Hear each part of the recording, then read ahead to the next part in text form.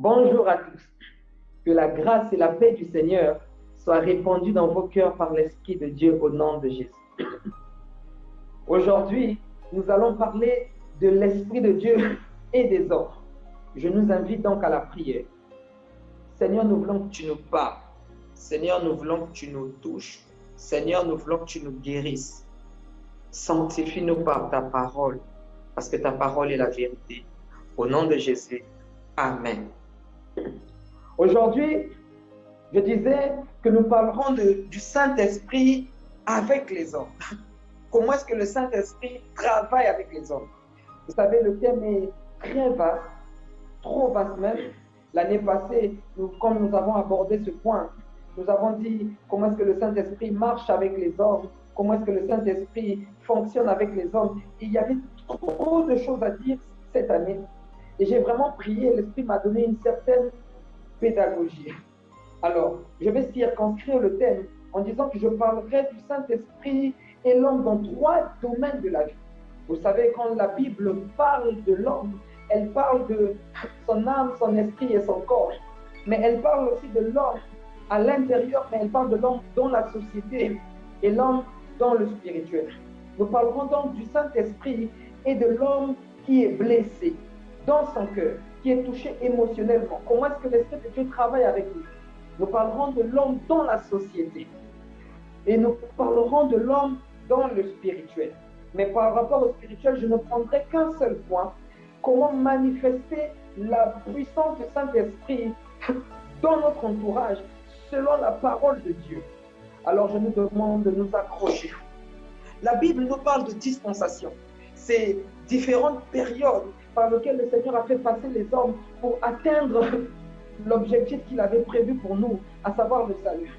Depuis la dispensation de l'innocence jusqu'à la dispensation de l'Église ou de l'Esprit, on distingue à peu près trois façons de faire que le Seigneur a utilisées pour gérer l'homme. La première partie, c'est celle qui couvre tout l'Ancien Testament. On appelle cette partie la période théocratique ou la théocratie. Semblerait-il qu'à cette période, ce soit Dieu lui-même qui dirigeait l'homme avec la loi. Mais vous savez comme moi que la loi ne pouvait pas sauver l'homme. Oh, Paul a fait un magnifique exposé dessus en disant que c'est quand on m'a dit de ne pas faire ça que une convoitise est née dans mon cœur et m'a poussé à faire la chose. Finalement, au lieu que la loi me sauve, elle m'a poussé à faire le mal que je ne voulais pas faire et je n'arrivais plus à faire le bien que j'allais faire. C'est alors que le Seigneur va rentrer dans sa deuxième gestion. Dans certains penseurs, certains commentateurs disent que c'est la période christocratique ou la christocratie. Paul dira: je n'arrive pas à faire le bien que je veux faire. Qui va me sauver? Et il va répondre: gloire soit rendue au Seigneur. Gloire soit rendue à notre Dieu qui nous a donné Jésus-Christ. Oui, Jésus est venu et a eu une certaine manière de conduire les hommes. Malheureusement, étant venu en tant qu'homme, il n'avait pas la possibilité d'être en même temps en Israël et en même temps au Congo. Alors, il va décider de partir et nous envoyer le Consolateur. Et donc là, nous sommes dans la dispensation de l'Église ou de l'Esprit. Le Saint-Esprit est là maintenant pour nous diriger. J'aimerais nous dire une chose avant de rentrer vraiment en profondeur dans le thème. J'aimerais d'abord dire ce que le Saint-Esprit n'est pas pour les hommes. Le Saint-Esprit n'est pas un automate et les hommes ne sont pas des robots. Malheureusement, on est dans une génération où beaucoup de super spirituels nous font croire que l'Esprit de Dieu vient entre nous et dirige nos pas. S'il appuie le bouton, on appuie la main. S'il bouge la tête, on bouge la tête. Quand vous lirez Luc chapitre 11, le verset 13, et Actes chapitre 7, le verset 51, vous verrez qu'il est possible de résister au Saint-Esprit. Ça veut dire qu'on a notre propre volonté. Vous verrez aussi que le Seigneur Jésus nous invite à demander l'Esprit. Ça veut dire qu'il y a comme cette relation d'associé. L'Esprit de Dieu vient avec nous pour travailler en tant qu'associé et pas en tant que maître esclave. Oh, malheureusement, j'ai rencontré des chrétiens qui, même dans leur éternuement, oh Saint-Esprit, tu me fais éternuer. Mon frère, Ce n'est pas l'Esprit de Dieu qui t'a fait éternuer. J'en ai rencontré d'autres. Lorsque quelqu'un racontait une blague, il dit, ta blague est drôle, mais le Saint-Esprit ne me permet pas de rire. Mon frère, il faut rire. Rire, si tu as envie de rire, ris, mon frère. Parce que le Saint-Esprit ne vient pas mener une relation maître-esclave. Au contraire, il vient travailler avec nous. Il vient être notre associé. On a vu les jours passés quand Pierre disait au Sanhédrin, l'Esprit de Dieu et nous sommes témoins. Tu es là pour être associé avec le Seigneur. Alors je nous invite à lire quand même 1 Thessaloniciens 5, le verset 23. La Bible dira ceci, que le Dieu de paix vous sanctifie lui-même tout entier, que tout votre être, l'esprit, l'âme, le corps soit conservé sans reproche à l'avènement de notre Seigneur Jésus-Christ. Vous voyez que lorsque la Bible parle de l'homme, elle s'intéresse à tout son être entier, à tout ce qui fait de l'homme. Le premier point que j'aimerais toucher, c'est le point le plus important. C'est l'un des points qui touche beaucoup de chrétiens. C'est le chrétien émotionnel. Le Saint-Esprit est nos émotions. Malheureusement, dans l'Église, on trouve des chrétiens qui sont puissants dans l'action, forts dans la parole, puissants dans les actions, dans le service, mais blessés intérieurement. On trouve beaucoup de chrétiens qui sont capables de réciter la Bible. Oh, quand ils exercent dans l'église, on dirait des anges, mais dans leur cœur, ils détestent quelqu'un qui les a fait du mal. Oh, on trouve des gens qui parlent en langue magnifiquement, mais sont rattrapés par leur passé. Semblerait-il qu'ils ont vécu des choses traumatisantes dans leur passé. Vous savez, la première chose que l'Esprit de Dieu fait dans la vie de l'homme, c'est pas d'abord lui donner la puissance, non, c'est travailler son être intérieur.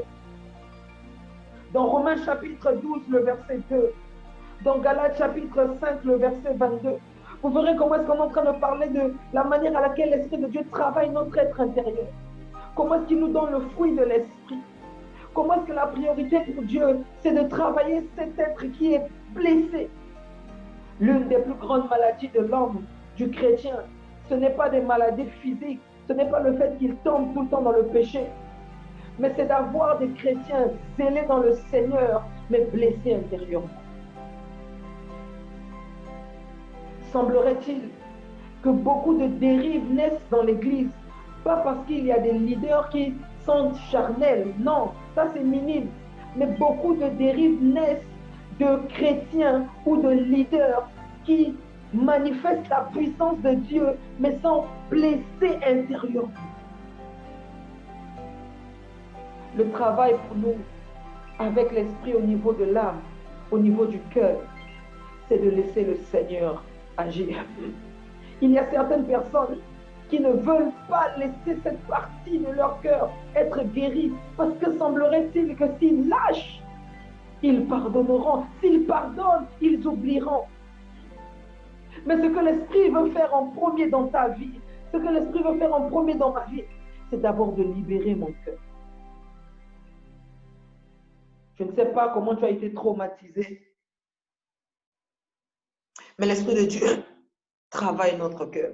Quand je parle aussi du caractère et de l'émotion, j'aimerais parler surtout du caractère. Galates 5, 22, la Bible nous parle du fruit de l'Esprit. Oh, combien de chrétiens sont puissants dans le parler en langue. Ils chicobobotent magnifiquement, mais sont les plus impolis de leur famille. Combien de chrétiens viennent à l'église, quand vous le voyez, vous dites que, oh, magnifique, celui-là, si Jésus vient et que Jésus l'oublie, c'est qu'il y a un problème. Des gens tellement spirituels aux yeux des autres, mais escrocs. Pourquoi? Parce qu'ils n'ont pas laissé cette partie du Seigneur les guérir. Ce que le Seigneur désire, ce que le Seigneur veut, c'est guérir ton cœur. Ce que le Seigneur veut, c'est transformer ton cœur. On ne veut plus de chrétiens super spirituels impolis. On ne veut plus de chrétiens super spirituels voleurs. Je vais vous raconter une blague que j'ai lue sur un statut. Un homme disait, s'il vous plaît, lorsque vous donnez des noms bibliques à vos enfants, donnez-leur aussi une éducation biblique. J'ai été braqué par Pierre et Jean. Ça fait rire, mais c'est des réalités que l'on vit dans l'Église.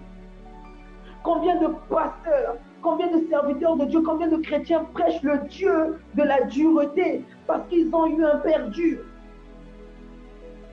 Combien de personnes présentent l'évangile comme si c'était une prison parce que semblerait-il, il n'ait pas eu une enfance facile.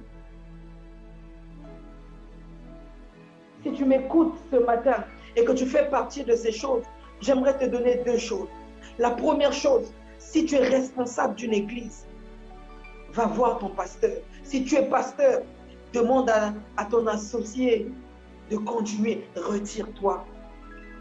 Ce sont les gens qui sont blessés qui créent beaucoup de dégâts dans l'église. Retire-toi un moment, cherche la face du Seigneur et demande à Dieu de guérir ton cœur. Laisse le Saint-Esprit travailler cette partie de toi. Oh, l'Esprit de Dieu vient pour guérir notre âme, notre cœur. Il vient nous aider à retrouver cette confiance en nous qu'on a perdue. Le deuxième point dans travailler avec l'homme, c'est que j'aimerais dire que l'Esprit de Dieu aussi travaille avec l'homme au niveau social. Combien d'enseignements on a reçus où on nous a dit que c'est un péché pour un chrétien d'être dans la politique, que ce n'est pas possible pour un chrétien de travailler avec les païens. Vous savez, c'est parce qu'on n'a pas beaucoup de politiciens chrétiens que les politiques votent des lois contre l'Église. C'est parce qu'on n'a pas beaucoup de personnes qui peuvent se lever au niveau des gouvernements pour dire stop, que beaucoup de dérives se font dans le monde. C'est parce qu'on n'a pas assez d'entrepreneurs chrétiens que les riches de ce monde se moquent de Dieu. C'est parce que le chrétien ne prend pas sa vie sociale au sérieux que beaucoup de gens ne respectent pas le Seigneur. La Bible dira, quand il va parler à Moïse par rapport au tabernacle, il va dire, Moïse, j'ai donné à Métushla un esprit supérieur, capable de forger, capable de fabriquer ce que je t'ai montré. Oui, l'Esprit de Dieu a donné à Métushla un esprit d'ingénieur. Y a-t-il un ingénieur plus ingénieur que Dieu? Regardez le monde. Regardez comment est-ce qu'il a structuré le monde. Regardez comment est-ce qu'il a créé les choses. Un architecte hors pair. Si ton Dieu est intelligent, pourquoi pas toi? Oh, beaucoup d'enseignements de Riba Chakabra, beaucoup d'enseignements d'hommes spirituels, impactant le spirituel, mais moins que rien dans la société. Pas parce que c'est une malédiction, parce qu'on a décidé de ne pas impacter la société. J'aimerais te dire que la deuxième chose que le Seigneur aimerait aussi faire par rapport à ce que j'enseigne ce soir, ou ce matin, ou cet après-midi, selon l'heure que tu suis, c'est que l'Esprit de Dieu marche avec toi pour te rendre capable d'impacter ton entourage au niveau de ta société aussi, au niveau social. La Bible nous parle de Joseph. Joseph, lorsqu'il va en Égypte, il est esclave. Mais la Bible dit que son travail était tellement excellent que Potiphar l'a élevé de sorte qu'il devint maître des esclaves. Il va en prison. La Bible dit que Joseph était tellement sage, tellement fort, qu'on a fini par le nommer maître des prisonniers. Et pour finir, la Bible dit qu'il était tellement sage qu'il devint maître des Égyptiens. Et que le Pharaon dira de lui qu'il n'y a que le trône qui sépare notre autorité. Un esprit supérieur. Oh, combien de chrétiens passent leur temps à maîtriser les versets bibliques, mais ne sont pas capables de maîtriser une simple leçon à l'école. J'aimerais dire une chose par rapport à la société. Vous savez, le Seigneur, lorsqu'il nous prépare dans la société, il aimerait qu'on, lorsqu'il veut nous impacter dans la société, il aimerait qu'on se prépare. J'ai vu un jour un frère qui me disait, frère, j'ai vu que le Seigneur me montrait que j'étais en train de prêcher aux États-Unis. Je lui ai posé la question de savoir, est-ce que tu parles anglais? Il me dit non. Je dis, alors si Dieu te montre que tu vas aller aux États-Unis, Commence déjà à aller apprendre à parler anglais. Frère, le Seigneur m'a montré que je serais entrepreneur. Fais une formation d'entrepreneuriat. Pardon. Frère, le Seigneur me montre que j'aurai mon entreprise. Comment tu vas concevoir une entreprise si tu ne connais même pas les bases du management? Frère, le Seigneur m'a appelé au ministère. Oh, combien d'églises on a qui sont créées parce que le pasteur s'est dit qu'il a l'appel du Seigneur et n'est pas parti se faire former. Combien de récits sont nés parce que les gens n'ont pas eu le temps d'avoir été formés par rapport à la parole. On dit non, l'école théologique, c'est pas biblique. Est-ce que dans la Bible, il y a des gens qui sont passés par l'école de théologie? Commençons par Jésus lui-même. Vous savez, Jésus était juif. Et il y a une étude qu'on donne aux juifs qui leur prend 12 ans.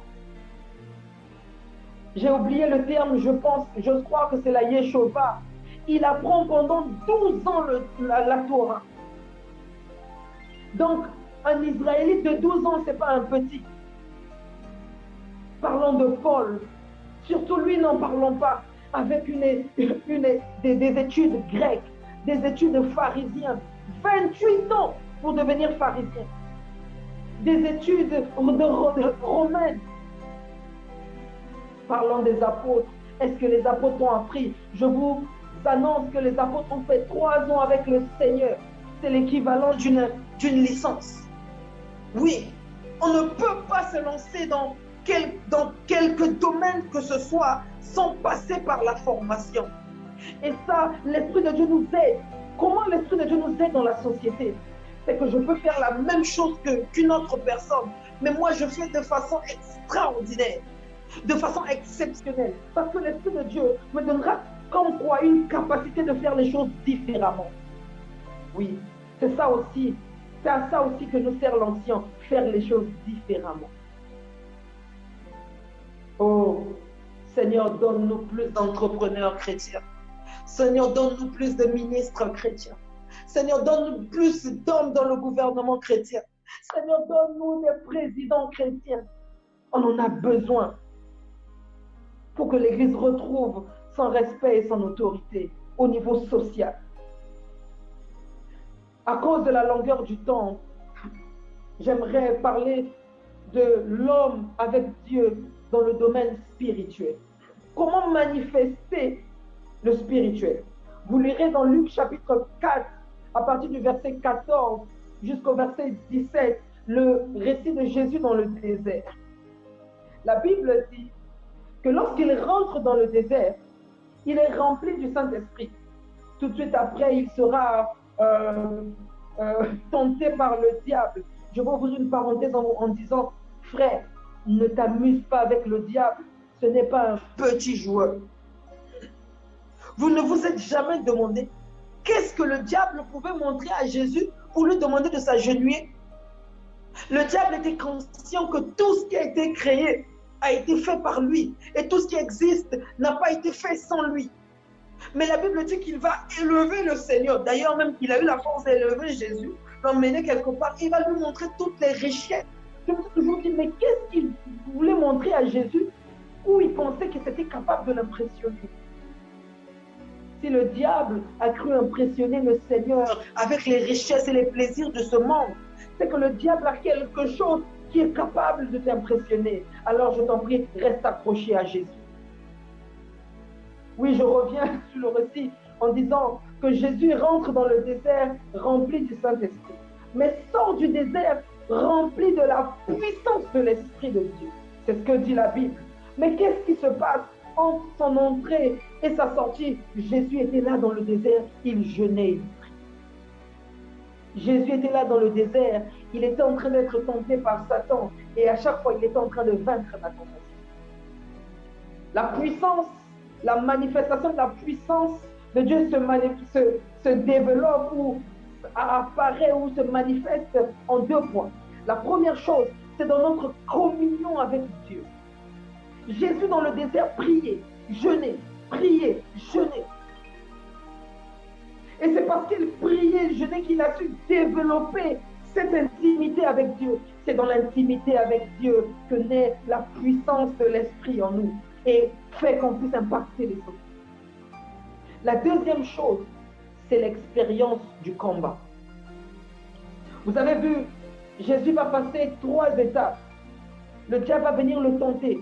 À chaque fois, on a l'impression que quand le diable vient, il réussit, il passe une étape supérieure, il vient, il réussit, il passe une étape supérieure.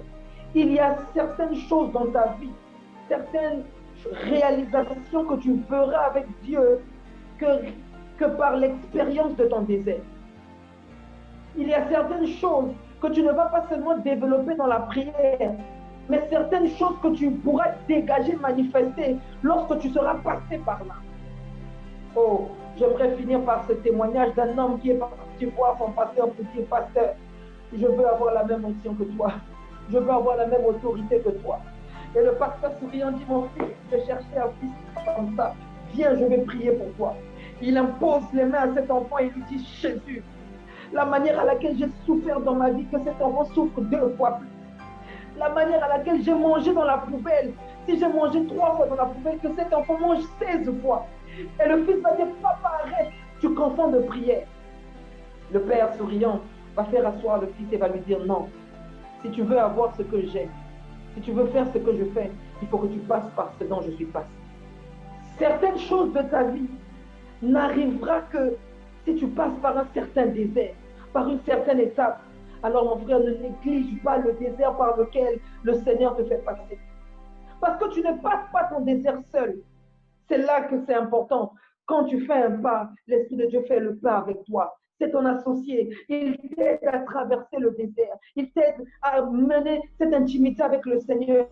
Comment est-ce que je connais le Seigneur? C'est parce que l'Esprit de Dieu me le présente encore plus. Comment est-ce que j'arrive à cette intimité? C'est parce que l'Esprit de Dieu m'aide à atteindre ce niveau. Mais tout cela pour 2 points. Travaille ton intimité avec Dieu. Et apprends à tenir la main du Seigneur dans ton désert. Que Dieu te bénisse.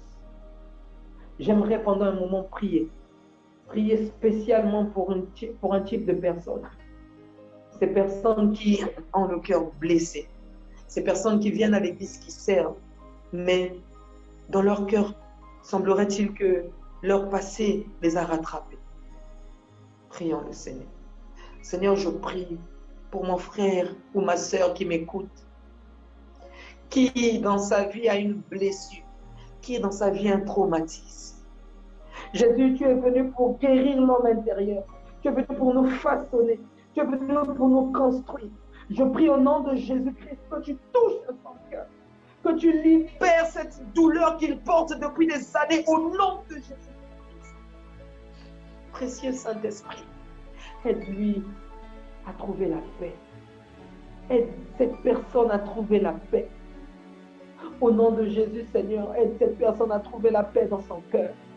Je prie, Seigneur, afin que ces gens soient efficaces dans leur vie et dans leur ministère. Délivre-leur de cette douleur. Au nom de Jésus-Christ. Je prie aussi pour tous les chrétiens. Seigneur, je prie afin que tu donnes aux chrétiens d'être plus entrepreneurs, qu'il y ait plus d'entrepreneurs, qu'il y ait plus de chrétiens qui impactent les 5 domaines de la société au nom de Jésus-Christ. Afin que le respect de ton nom soit rétabli au niveau de la société. Et j'aimerais aussi prier pour ceux qui cherchent à développer ce côté spirituel d'eux. Au nom de Jésus-Christ. Saint-Esprit de Dieu, aide-les à prier. Apprends-les à prier. Apprends-les à adorer. Apprends-les à connaître un Jésus qu'ils n'ont jamais connu. Seigneur, développe leur flamme, leur désir de prière pendant que je prie au nom de Jésus. Qu'ils soient de plus en plus amoureux de toi. Je prie en ces mots, au nom de Jésus. Amen. Je m'excuse d'avoir pris un peu plus de temps. Mais j'aimerais vous dire que demain, nous réserverons la journée de demain pour faire de cette journée une journée de prière et d'adoration. Donc je nous invite à nous connecter. Nous allons adorer le Seigneur, adorer Dieu dans toute sa grandeur. Que Que Dieu vous bénisse et on se dit à demain.